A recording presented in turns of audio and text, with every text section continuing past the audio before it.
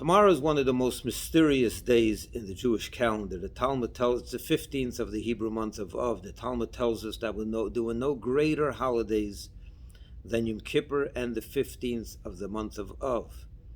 And the Talmud gives a reason for this, because on that day the Jewish women of Jerusalem would go out into the vineyards and they would dance and attract and tell the young men, come, look, find yourself, choose yourself a wife. And many shidduchs, many marriages happened during that day. And the Talmud tells us that because of this was the greatest holiday.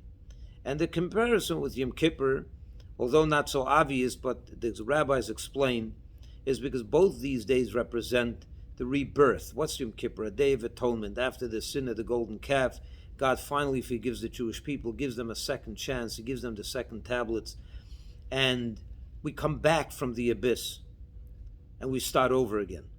The same with the 15th of Av. It's a few days after Tisha B'Av. Tisha B'Av represents the nadir, the bottom, the worst, the low point of the Jewish people, the destruction of both temples, all other tragedies that happened on that day. And the 15th of Av represents the future looks bright. There's new life, there's new marriages happening, there's families being built. The Jewish people there's a good future for the Jewish people again. So it's coming back again from the abyss, from Tisha B'Av to a whole new beginning. So that's the relationship. But the Talmud tells us a very interesting detail about this social event. The Jewish women would go out with white borrowed clothing, everyone. The rich, the poor, everyone in between. And the reason is so that the poor are not embarrassed to come out with what perhaps would be looking like an old dress or something. So this way everyone borrowed, there was no social classes, everyone was equal. And this way it would make it easier for the poor, for the simple, to also have a chance at attracting and getting a family going. Now think about that for a moment and contrast that with today's social norms. Today if you go out to a social event, especially one that is meant to attract, you're going to spend money on looking your best and get the best outfit and so on and so forth. I was once shopping with one of my daughters and she picked out a dress and there was a third person there and said, I don't know if you want to buy that dress because so-and-so just bought that a week ago.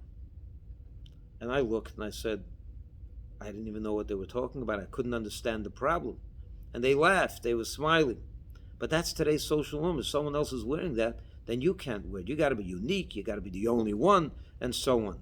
The exact opposite of what happened on the 15th of some 2,000 years ago. So I'm not telling you to borrow someone else's article of clothing when you go out on a date or whatever it may be. Look your best without a doubt. But a little modesty, a little simplicity, to keep that in the back of your mind. You want real rebirth, you want God's blessing, a little humility is in place. If you're not going to borrow someone else's dress, don't try to outdo the other person to the nth degree. Just do it with simplicity, a little modesty, and you will merit to find that match as those girls found it 2,000 years ago with their simplicity, borrowed clothing. Shabbat Shalom, and may we experience rebirth, happiness, joy, and to emerge from Tisha B'Av like then. There should be no greater holiday than the 15th of Av, once again with the coming of Mashiach. Shabbat Shalom.